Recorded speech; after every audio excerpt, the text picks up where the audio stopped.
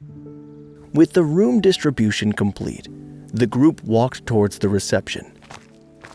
Interesting choices. I can see the others, but why did you pick the balcony? The room itself is barely a bedroom. The teacher in charge of reception asked Karl. I can always set something up on the balcony, but mostly it's for training. I have an area attack skill that I can't train indoors easily. But the room is fine. It's bigger than mine at home, and it's got both a bed and a desk with its own shower and bathroom. Karl explained. The others quickly double-checked to make sure they had picked rooms with their own facilities and sighed in relief. Not only did the rooms they picked have a full bath, they also had a small kitchenette with a fridge and hot plate for cooking in the room while they were studying. In that case, I will give you all your keys and wish you well in your studies.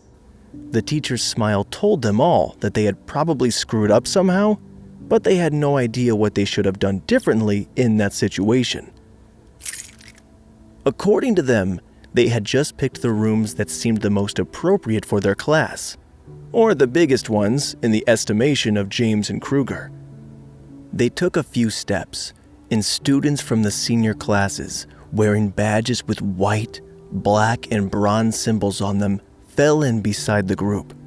White for common grade, black for awakened, and bronze for ascended, according to the text on the badges. The badges on the new students' uniforms were all white, so Karl hadn't noticed until now that they represented anything but the academy. Welcome to the academy. We will show you to your rooms. It's always fun to see the newbies' first experience of the dorms, you see. It's a completely magical building, so whatever you were expecting, just put that out of your mind right now. The student with the bronze badge, the strongest of the three, explained. They didn't say much more until they got to the main doors of the dorm. On the right is the cafeteria, open from 4 in the morning until midnight. On the left are laundry facilities. They're a drop-off service. Just give them the basket and they'll launder it and bring it back to your room. This isn't a hotel. There are no maids.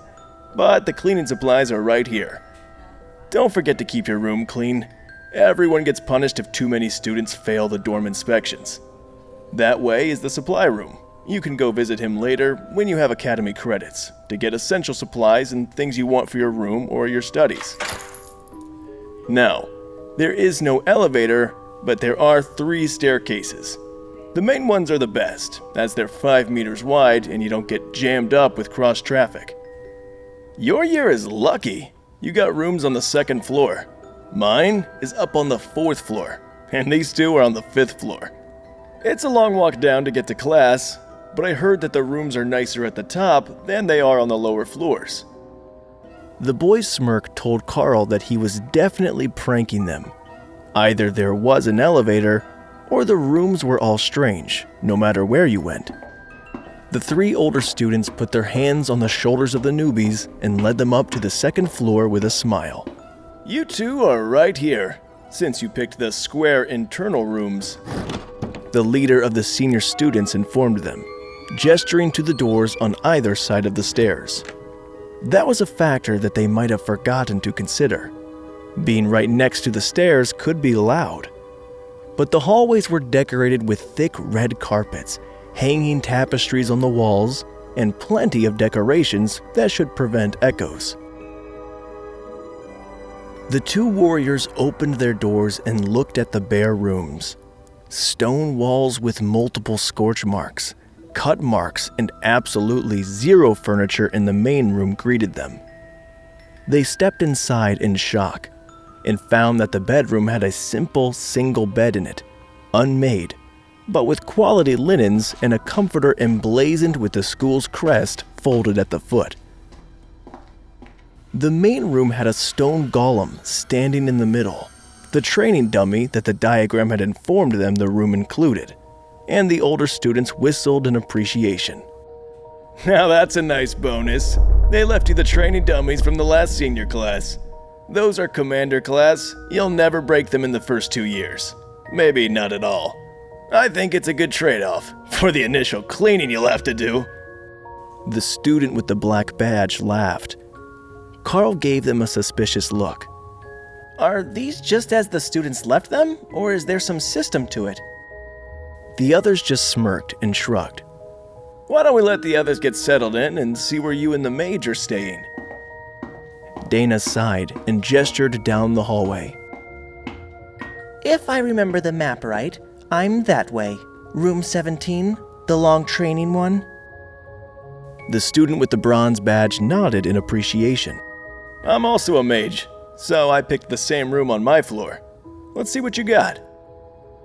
They opened the door and looked at an incredibly long hallway, far longer than the actual dimensions of the building should allow.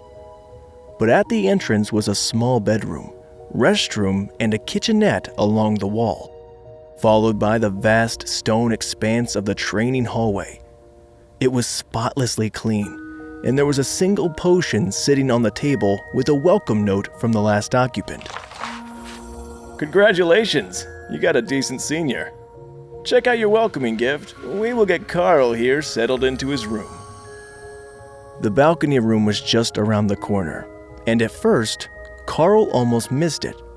The supply closet room was right next to his, so the doors were narrow and very close together. But the older students knew which one it was. Right here. Let's see what it's like. The balcony on our floor is empty. We didn't have as many students as you guys do, so some of them aren't in use.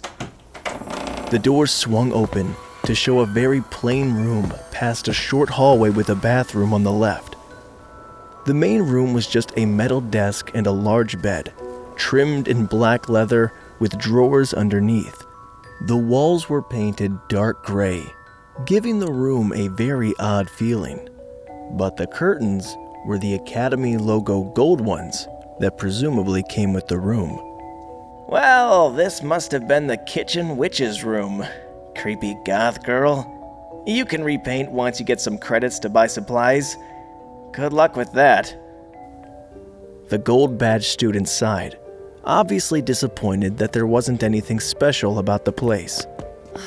But they had forgotten the most important part. Once they left and the door closed behind them, Karl opened the curtains to the balcony and stepped outside, only to find himself in the middle of a greenhouse. There were plants everywhere, blocking his view, and Karl smiled. He had never had plants in the house before.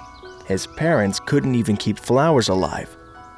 But the Windspeed Hawk was overjoyed at the potted trees, flowers, and vines that were scattered all over the balcony. Karl didn't recall seeing this from the entryway, and he should have, as they passed right under it on their way in. However, the more he walked, the more Karl realized that the balcony was not normal. It was at least 3 times the size that it should be, and nearly filled with plants, until he got to the far end and found a gazebo with a hammock, a curved bench, and a small table that contained a well-worn notebook. Care and Keeping of the Balcony, abridged version. Karl smiled at the title and flipped the notebook open. While I don't know if you will appreciate the legacy of the greenhouse, you will find that it is effortless to care for, and every plant here has a purpose. You see, they are all edible. Most of them are for humans to help your growth, but I have personally added a few important ones of my own. This is the catnip plant. The feline-type magical beasts love it, and you can use it to keep them from reporting you when you sneak out at night. This one is the honeyberry, which is popular with bear-type monsters. If you smear the pulp of this plant on the shoes of other students, it will attract the giant grizzlies to them in the woods. Be sure to wash your hands before following. The final one is only edible in a limited quantity, the clear mind fruit. Use it before the major exams to help you focus. But keep in mind that it only works a few times, so use it sparingly. The rest of the book was just a watering schedule for the plants, and a note that the magic of the balcony would take care of the rest. So the last resident planted a fruit to help her cheat on exams, one to sabotage other students in the woods, and a catnip to bribe the security so she could sneak out at night. This senior was definitely an interesting person. Karl decided.